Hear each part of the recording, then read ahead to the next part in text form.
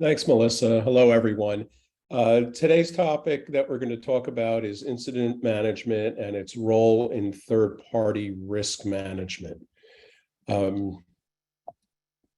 Agenda is we're going to start off by talking about why incident management is critical to business success. It's really at the core of ensuring what I refer to as operational resilience.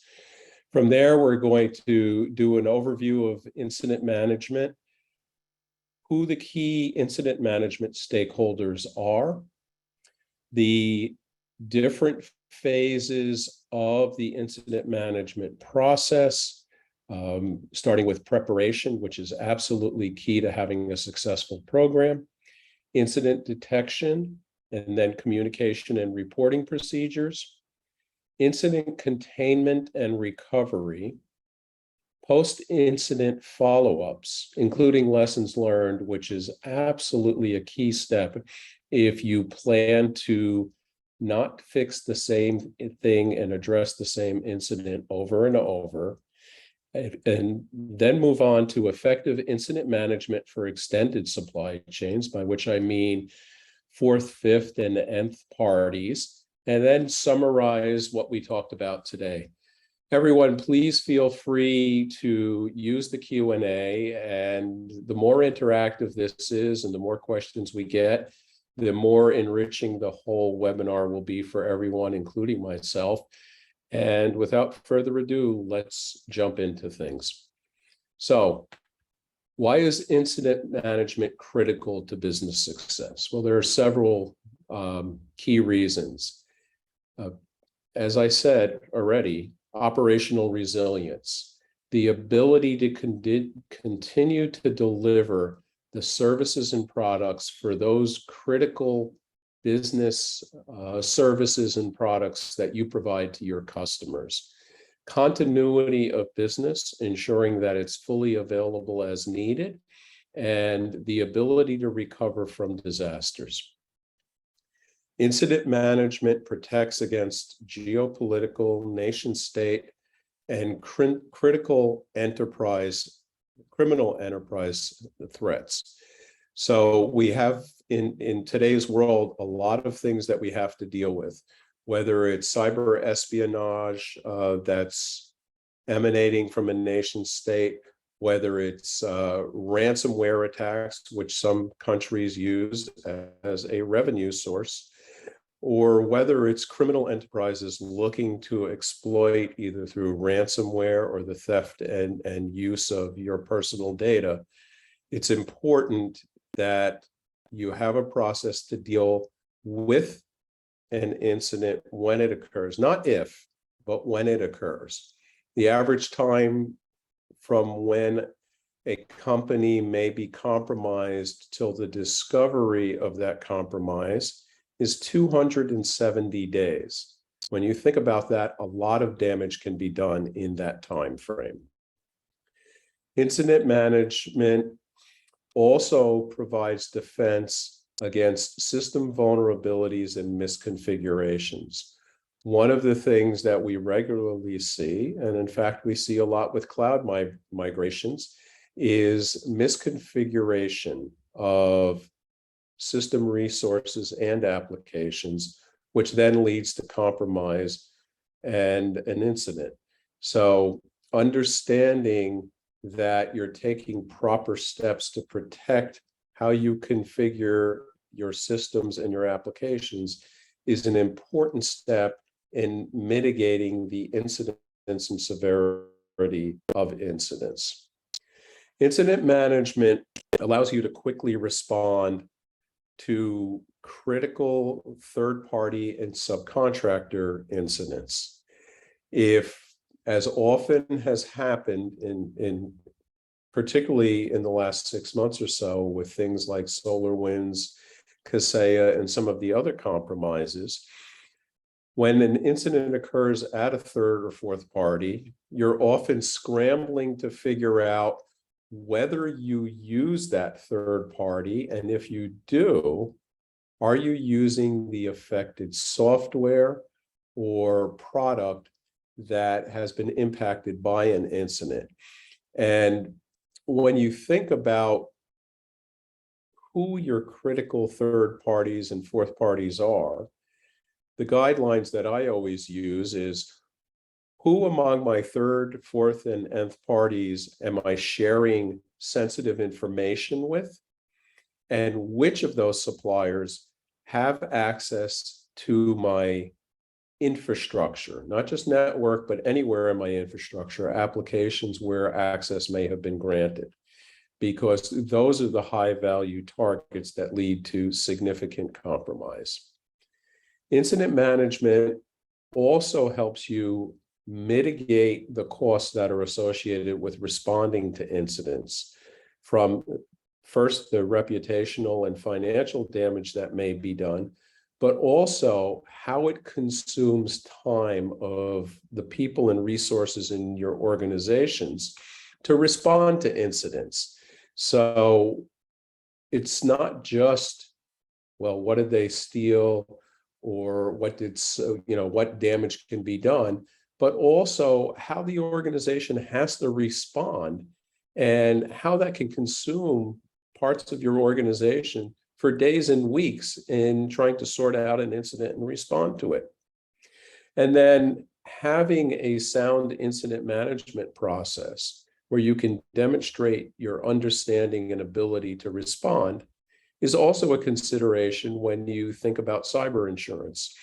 So you may want to get an insurance policy, but just like as if it was an automobile, the insurance company is going to ask you a number of questions to ensure that they're not taking undue risk by offering you cyber insurance, and by demonstrating that you have processes in place to respond to these types of incidents that will allow you to be effective in your application for cyber insurance. So let's start with an overview of incident management. It is a critical business function, and its purpose is to ensure the continued operational resilience of the products and the services that you deliver to your customer. Now, what's a working definition of an incident? Incidents are events, and when we start out, let me just talk about events for a second. Any and every anomaly that your business encounters is an event. It may or may not turn into an incident. So that's why it's good to have a working definition and be specific about what incidents are. They are events which disrupt or reduce the quality of the business service or threaten to do so. And an incident's priority, there are two key factors that are involved there: its impact and its urgency. And depending on how it impacts your organization and how time sensitive that is, that will determine a lot of the steps that we're going to talk about in the following slides as we go forward. So what's a working definition of incident management? Procedures whose purpose is to identify, investigate, and respond to potential security incidents, of which the goal is to maintain and restore normal service operation as quickly as you can while minimizing the impact to the business. So when you look at an incident management process, there are several steps: incident management preparation, incident detection and communication and reporting procedures, incident triage and analysis, incident containment and recovery, and then post-incident follow-ups, including lessons learned. Now, in order to have an incident management process that's effective, you need to think about who are the key people who are involved in the process? Who are the stakeholders? And while certain roles are obvious, others may be less so. But in order to have an effective process, you need to think more broadly about who gets impacted by an incident. So when an incident occurs, of course, the information security organization is going to be involved, as is the business unit that's affected. Now, when it involves a third party, it's also going to involve the relationship manager for that third party. Depending on the severity of the incident, senior management and the board of directors may need to be notified. Also, when you think about that, there may be, depending on the industry you work in, the need to proactively notify your regulators. And failure to do so has potentially significant consequences for your organization. So you need to be aware, particularly if you're in banking or healthcare, that there are specific requirements where you have to provide notification. If your organization has an established enterprise and or operational risk management function, they should be informed as well. And part of their role in the process is to ensure that root cause of incident is determined and that proper steps for mitigation are put in place to prevent a recurrence of the issue. Depending on the type of issue, whether data is compromised, whether laws have potentially been broken as a result of the incident, it's important to loop in your compliance organization because they're the usual channel by which organizations report to outside entities, particularly regulators, that an event has occurred. Business continuity and disaster recovery organizations are usually key in the process to recovery from an incident. And one of the first things the business continuity folks will ask is, well, did this incident originate with us, or was one of our third parties affected?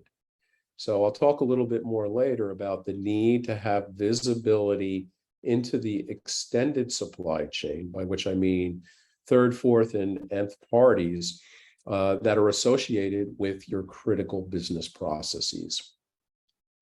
There may be legal implications. So depending again on the type of incident, ensuring that the general counsel is informed is an important step in managing the incident.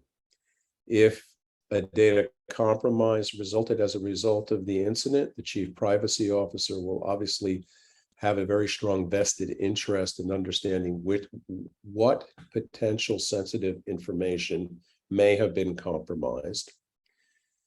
The incident may result or may be targeted at perpetuating a fraud. So the fraud risk management organization may have a role to play.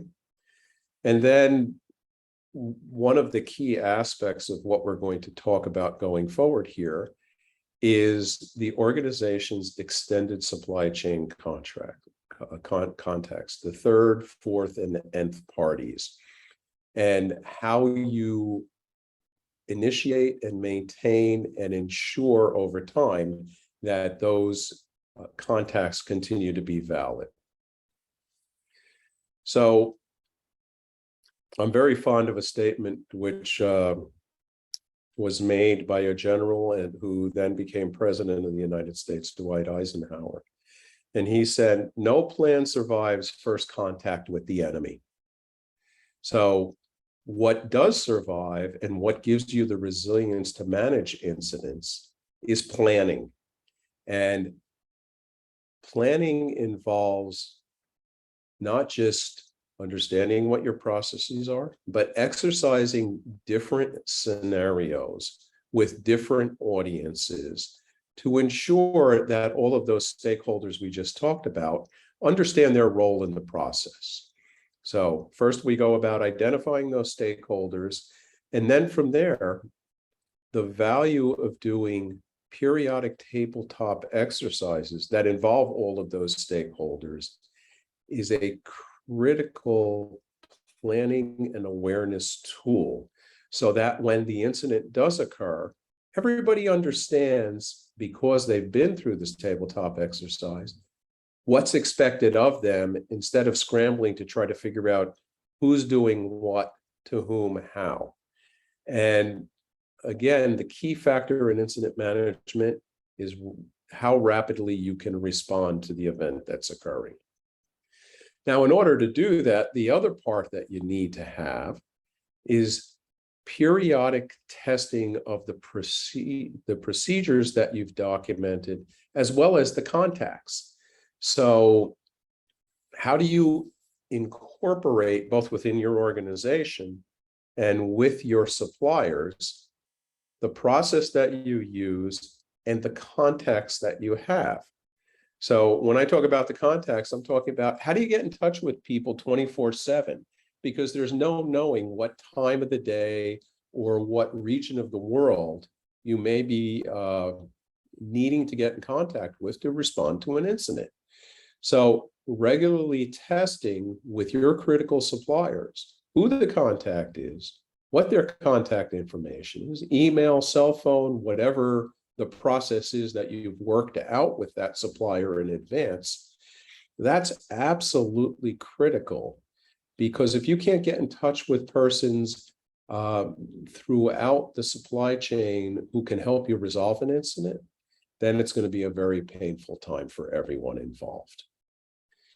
Now, when you think about incidents and the prevention of incidents, how are you doing your external threat monitoring?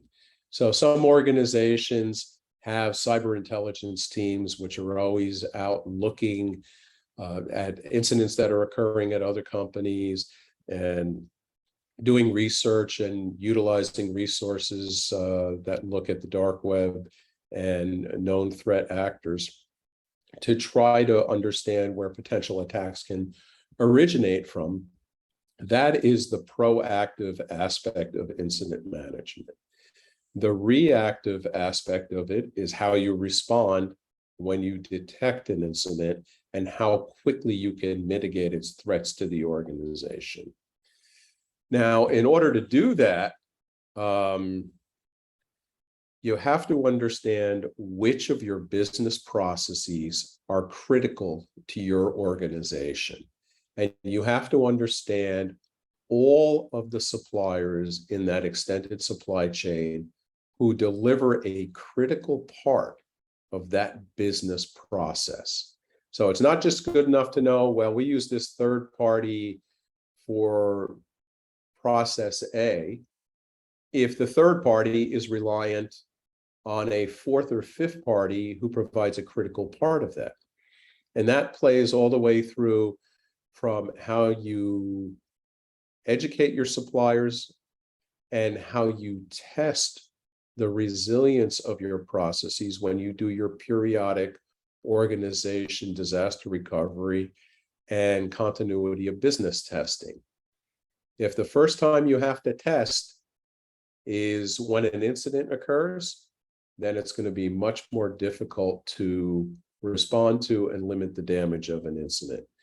So while you may have a handle on who your third parties are that provide support to your critical business processes, do you know who the fourth and fifth parties are that your third party is making reliance on to deliver that service to you? And if you don't, when an incident occurs, it's going to have a much more severe impact to your organization. So incident detection and then communicating and reporting procedures. So one of the real challenges in the space is how do you detect an incident in the first place? And as I said, the average time to detection of a compromise in an organization is 270 days. Some of the biggest hacks that have happened of organizations over the last 10 years have been the results of the organization not paying attention to the information that they had readily available to them. So if you're going to log events that occur at the network level, at the infrastructure level, at the application level, you better make sure that someone's monitoring those logs and doing it consistently. Because in almost all cases, the fingerprints of the attacker who initiated an incident are going to be there if you had taken the time to see it. And this is one of for me, the most important aspects is making sure that you've set things up in your technology so that at the network, infrastructure, and application level, you are logging events that occur and that you have taken the steps to ensure that the information is preserved. The default configurations on a lot of systems and platforms are you have X capability to log. And then when you run out of that capability, which may be 24 hours or several days, it starts to write over the old information. So you have to make sure that you've allocated sufficient resource to preserve those logs. In some cases, your organization may look directly at the logs and have a team that follows up on that. But many organizations, particularly mid-sized and smaller organizations, will outsource those activities to a managed detection and response supplier who would log and review and escalate any potential incidents that they may detect in the logs. So if you're doing it yourself, make sure that the logs are all being properly configured to preserve information and that they're being regularly, timely reviewed.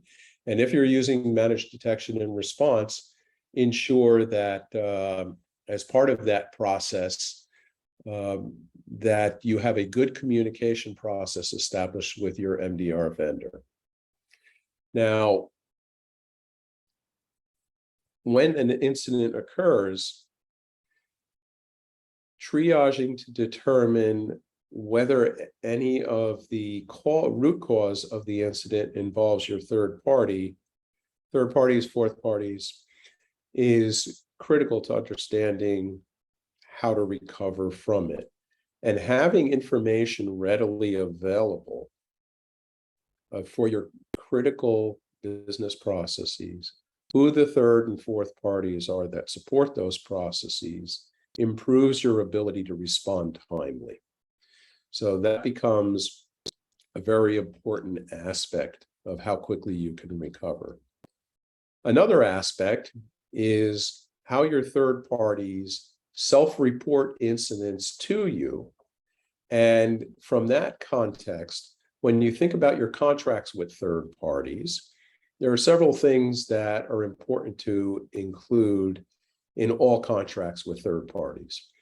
And one of those is the timely reporting of incidents that occur to you so that you're aware that they occurred. And, 24, no more than 48 hours, particularly if it's a critical event, a matter of hours. The other two things that I always like to focus on in a contract is the right to audit, so that you can actually review processes at your third party, and the commitment of the third party to remediate identified issues, which in this context is particularly important. So an event occurred at a third party. Did they notify you timely? And have they committed to resolution timely of the issue that caused the incident? So again, not all incidents have the same severity and urgency for you. And you have to know how to triage that so that you can inform the correct people in your organization according to a timeline that everyone understands and are comfortable with. So obviously, when you detect an incident at first, you may not even know it's an incident. You might say, well, this is an event that's anomalous. We need to do some more digging. But once you do that and you determine how severe and how urgent it is for your organization, then you need to escalate to the people internally or in your organization. And again, that's why practicing your incident management process, ensuring that you have the correct contact names for all the persons who need to be escalated to, is an important part of the process. And this ties into what many organizations do and what they call their crisis management process. So you may have a crisis management process that you need to invoke depending on how severe an incident has occurred.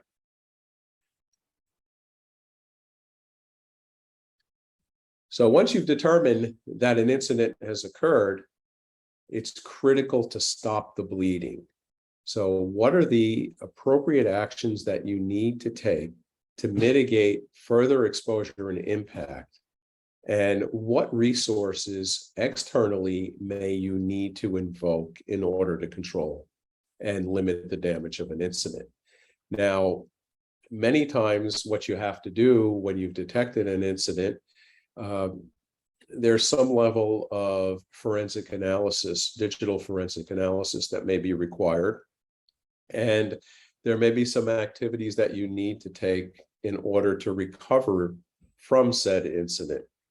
So if you do not have the resources and the knowledge internally, have you put in place contracts with external organizations who can help you with the forensic analysis of that said incident? Another aspect, Melissa, is there a question? Yeah, I have two for you. All right. Okay, let's do it. The first one is, isn't it the honor system more or less? Wait, I'm sorry, can you repeat that? Isn't it the honor system more or less? Well, if the trash bin of history is littered with companies that relied on the honor system. If you don't do things contractually, then you're leaving your supplier with an out, when it's absolutely essential that you need to know as soon as possible in order to limit the damage. So from my perspective, if it isn't in the contract, then then you're rolling the dice. And from my personal experience, I've found the honor system, as much as we would aspire to that, to be severely lacking in reality. All right. And then the second one, how do you independently test that a third-party provider reports an incident timely? Well, so one of the things that you do with due diligence of a supplier is before you onboard them, is look at their history, go back 24 months and see whether they have any incident history. And many organizations these days have had incidents that have occurred. How have they responded to those incidents? And secondly, what have they learned from those incidents? And third, as part of the due diligence, it's perfectly legitimate to ask them what their process for incident management is before you even consider onboarding them as part of your due diligence. And then finally, fourth, contractual obligations to do that. So unfortunately, we've gotten a lot of history with suppliers who've had incidents, and we can form some opinions about how they've responded to those incidents and whether they've been forthcoming with us. And it's an area that there's a lot of room for improvement, but relying on the evidence that's out there by doing your due diligence to check whether a company has had incidents and how they've managed those incidents, and asking them for that incident management process, helps you to independently form an opinion about whether a company is going to be able to respond timely when the incident occurs. Now, I keep saying when, not if, because it's just a matter of time for everybody. The reality is that, depending on whose numbers you want to quote, upwards of 60% of all incidents begin with a third party. What people generally are not aware of and don't talk about is that if you dig a little bit deeper on the history of these incidents, you see that most of those incidents started with a fourth or fifth party, and they use that as a way to tunnel to the third party to get to your organization. So with that as a background, you need to really understand for your critical business processes what that extended supply chain looks like if you're going to effectively manage incidents. So getting back to the presentation, one of the things that's important when incidents do occur is leveraging the industry resources that are available to you. So one thing for all of the critical infrastructures in the US are the ISAC organizations, the Information Sharing and Analysis Centers. You have them across 10 different industries. And that's a way for companies to share anonymized information about incidents that they've seen to help the other members. So that is a resource whenever you hear about a big incident to see if anybody's reported this previously and what you might learn from that. And the ISACs also provide a way for your security and incident management teams to interface and to ask questions of other organizations who may have more experience and who can offer suggestions on how to improve your process. So the next part of that is, how do you ensure that you eliminate the root causes of incidents? Because one of the things that you see is that all of the incidents that have occurred since we've been focused on this thing called incidents, information security, going back literally 40, 50 years, all of the incidents that occurred, they're still around. And periodically you see something from 10 years ago or 20 years ago that pops up that you thought, well, you know, we addressed this 20 years ago, but old technology, bad processes, misconfigurations lead to the recurrence of the problem. And I'll give you a non-technical example of that. If you are still a person who uses the US Postal Service and you go to a mailbox to mail a letter, you may have noticed that the mailboxes have all changed recently and that they have much narrower and longer openings to put your letters in. Why did they do that? They did that because one of the earliest forms of fraud resurfaced, which is something called check washing, where someone steals your envelope with a check and they wash it with chemicals and they change the payee and the amount and they defraud you of a lot of money. Think of Frank Abagnale and the movie that Leo DiCaprio was in, Catch Me If You Can. Well, what they've done is they start using sticky mouse traps, sliding them into post office mailboxes to pull out the letters to do check washing and fraud. So things that we thought we addressed a long time ago, they have a way of showing up again. Now, it's important that after an incident, how is it that you restore and recover and then periodically test to make sure that whatever you fix in the process actually works the way you need it to do it? And then again, as I mentioned earlier, making sure you have the resources available to gather evidence and retention, so that that is done in a proper manner, so that if there are legal proceedings that occur, you have the information that is required. So post-incident follow-ups, tracking supplier remediation. This is one of my pet peeves of all the things that I see, is everybody commits to tracking an issue, but then people don't fix it. Or if your supplier fixes the issue, do you take the time to go back and validate and ensure that the fix was properly applied?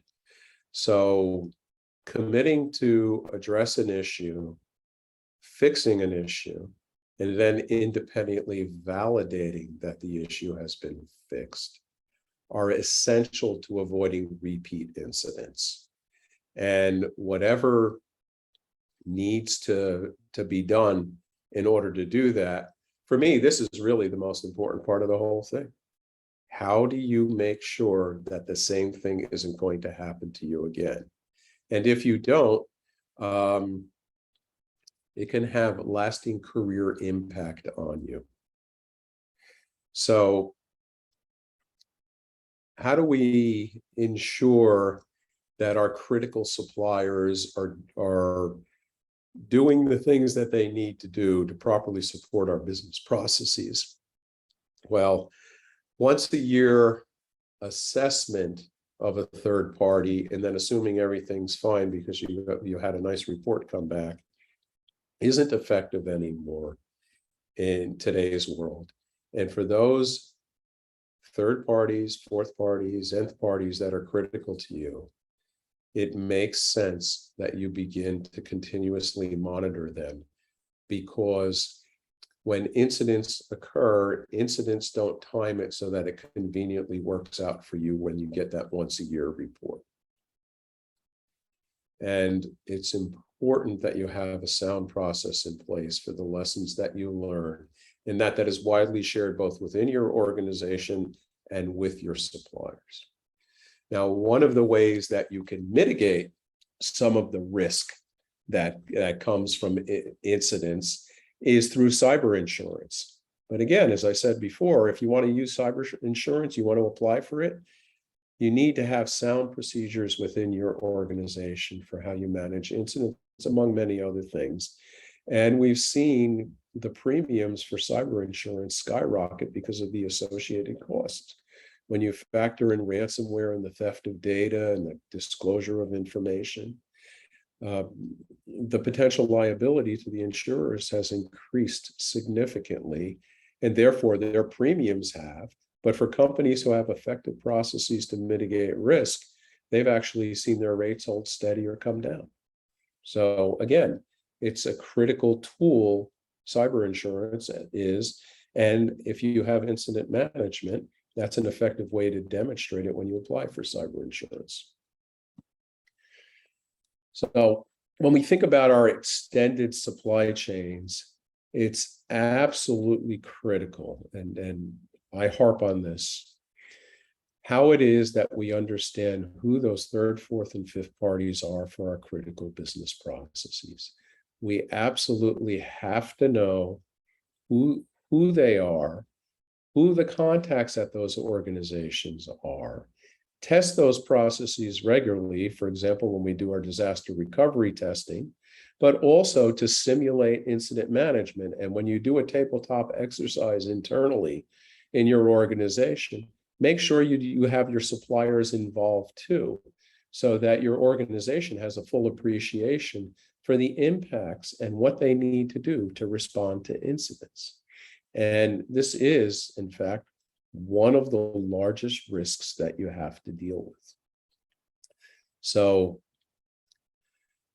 supply chain incidents, they can substantially impact your organization's reputation, your finances, and your compliance with various regulations, whether at a country level or with the different regulators, depending on the industry that you're in.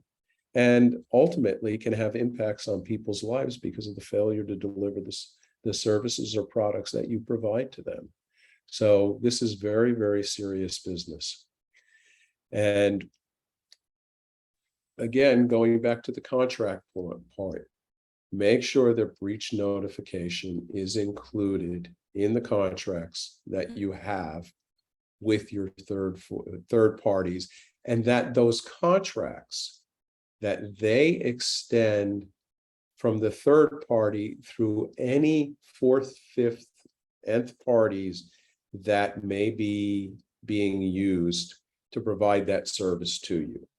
So your contracts, in fact, should be worded in such a way that, okay, third party, this is what you need to do along with any suppliers that you use in your extended supply chain, and we will hold you accountable for that. And sometimes that creates a little bit of stress and tension. But if you don't say that, then you're absolving the fourth and fifth parties, and we're back to that conversation about honor system. At the end of the day, there is no honor system here. If you don't have it written down in a contract, you don't have protection against it. It's as simple as that.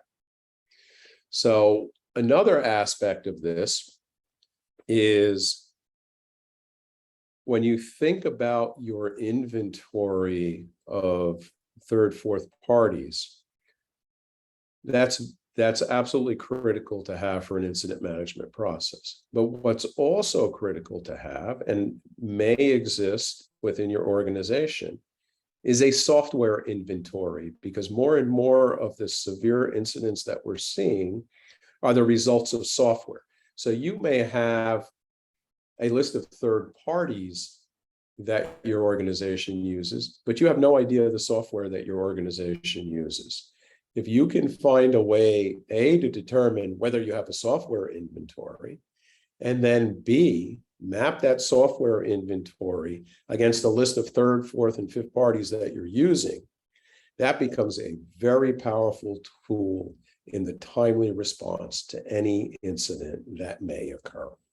And I cannot emphasize that point enough. So, in summary, having documented, periodically tested processes that involve all stakeholders and all suppliers for your critical business processes are essential to being able to have effective incident management. That, combined with determining quickly whether an incident severity directly affects your operational resilience and ability to continue to deliver for your customers, the confidentiality and integrity of yours and your customers' assets, and how it affects your business goals and objectives, is essential in this process. And then finally, the need to effectively and efficiently report to and inform key stakeholders, including your customers, your suppliers, senior management, and your board of directors, any regulatory agencies that you have to report to, is critical to your success as a business and avoiding the associated negative reputation, financial, and regulatory impacts that you might experience. And with that, covers the material that I wanted to go through today. Here's my contact information. I'm happy to talk to any of you anytime about any of these issues. So feel free to reach out, call me, send me an email. This is what I like to do. So I'm happy to hear from all of you. And with that, unless Melissa has some questions for me, I'm going to turn it over to Scott Lang. Any questions, Melissa? Yeah, we sure do, but I'm gonna go ahead and let Scott. You want to do your spiel first, or you want? Well, okay, and I'm well, gonna why don't stop we sharing? Yeah, why don't we kind of get to some of those questions as I'm pulling out my presentation, and maybe we can attack some of those in the interim here. We have plenty to choose from, so yeah. Let's have it. All right, so here we go. Understanding that a right to audit and disclose is key in your agreements, what recommendation would you have when the agreement is redlined without those provisions, thus giving your supplier an out, i.e., we're on the honor system with them? Should you automatically designate those relationships as high risk and prompt more close review / ongoing monitoring with suppliers that don't agree to such audit / disclosure terms? Well, honestly, having dealt with my share of contracts for many organizations over the years, I would just walk away from them. I really have not heard of redlining of right to audit in contracts. So if that's their position, how am I going to feel about dealing with them when things go bump in the night? I would not advocate dealing with anybody who redlined the right to audit. And let me talk about contracts for a second, because it's an important point. Too many times when we're trying to onboard suppliers to our organization, the process becomes a legal exercise and it wastes enormous amounts of time. And I consistently hear from all the organizations that I deal with that their biggest problem is how to quickly onboard new suppliers. So one way to do this is just to say, we want you to abide by all of the commercially acceptable security provisions, not best practices, but commercially accepted practices, and keep any conversations about anything related to security between the CISOs for the two organizations and out of the hands of the lawyers. Because otherwise, it costs more, it takes longer, and it frustrates the business in realizing their goal. Perfect. All right, Scott, are you good to go on your end? Yeah, I'm good. Can you guys see my screen okay? Yes, sir. Awesome, great. Well, folks, keep thinking of those questions as I get through the rest of my presentation, and we can, carve out some time at the end to have Bob address those at that time as well. So, everything that Bob talked about in his presentation was essentially about adding discipline and rigor and process to, to episodes where there are third-party incidents, breaches, cyber intrusions, whatever. What we have found during our, during our time of helping customers do this is that there are three big problems with accomplishing those objectives. First is how manual that process tends to be. Bob mentioned, getting an inventory of your suppliers, not just your suppliers and vendors and partners, but also, the assets and the software that you have. The second big challenge tends to be around the frequency, the recency, and the freshness of the data.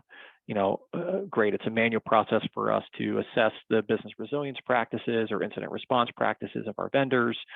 We're doing it via spreadsheet, that's not good. And the minute we execute some sort of assessment or survey or monitoring, whatever, that data is out of date. And then all of a sudden we find ourselves back at square one. We don't know what incident we're trying to resolve through what process if it's not, somewhat current. And the third big issue is the cooks in the kitchen. You're probably running that process internally, but then you've got a lot of different folks around the enterprise that want to have some input into it and have some say into what the outputs are as well. Whether that's your procurement team, your supplier management team, your vendor team, the legal team, finance, whatever. Everyone's going to want to have some visibility into the data of, the vulnerabilities that your third parties are bringing to your as the relationship to your organization, and what's being done to help mitigate those risks down the line. So manual, kind of outdated, and a bit of a free for all.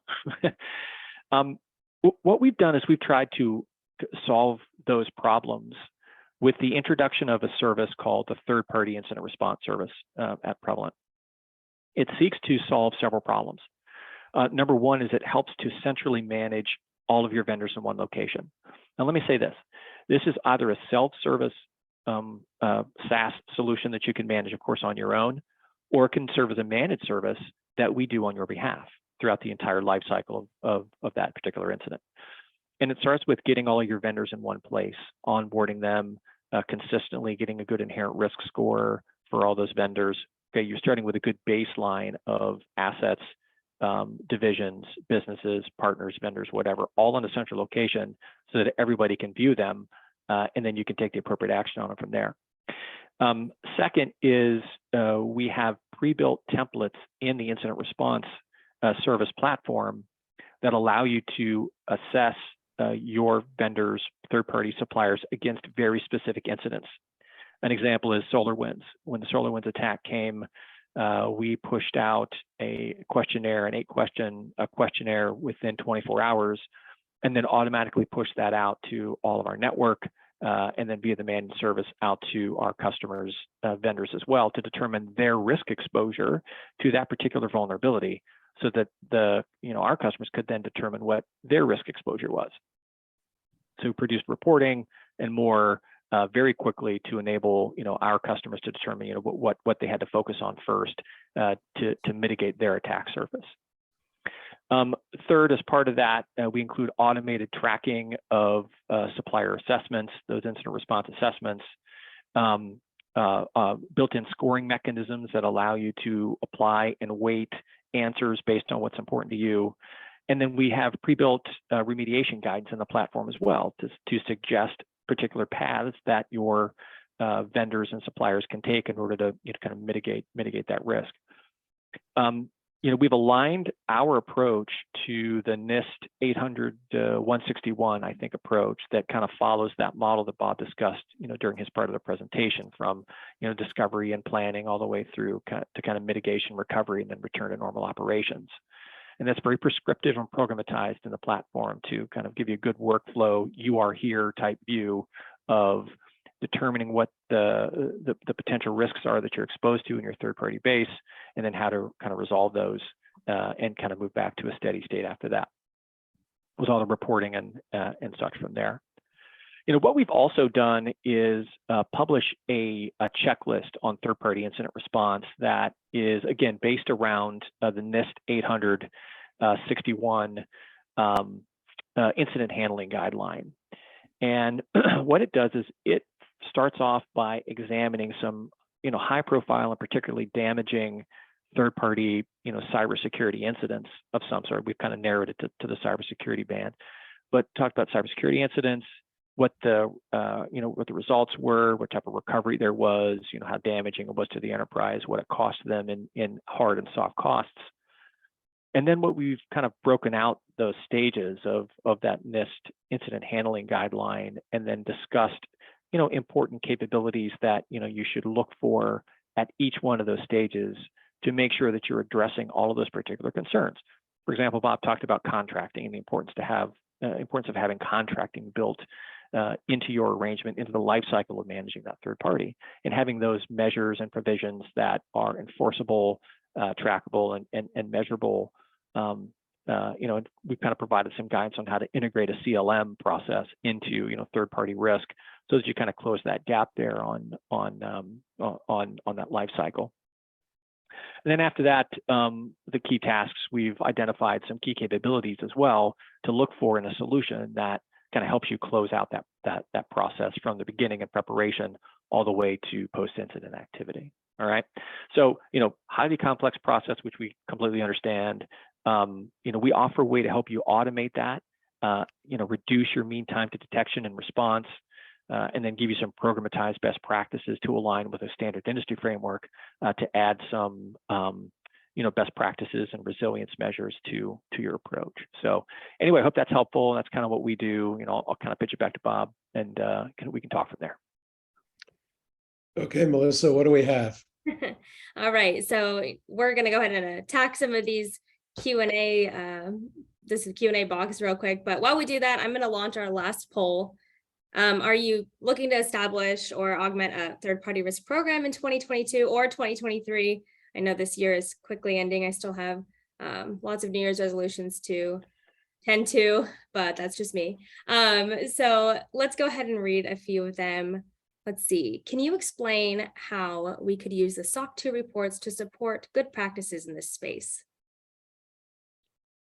Well, SOC 2 reports, while they're independent assessments of data centers and processes that are used there, they give some level of assurance about sound practices of the organization that provides them. But what they're not going to do is they're not going to tell you who you need to call when things go bump in the night and guarantee that person still works for the company or hasn't changed their phone number. So SOC 2 is clearly beneficial as an in-depth, independent study of an organization and the processes that they use to manage things.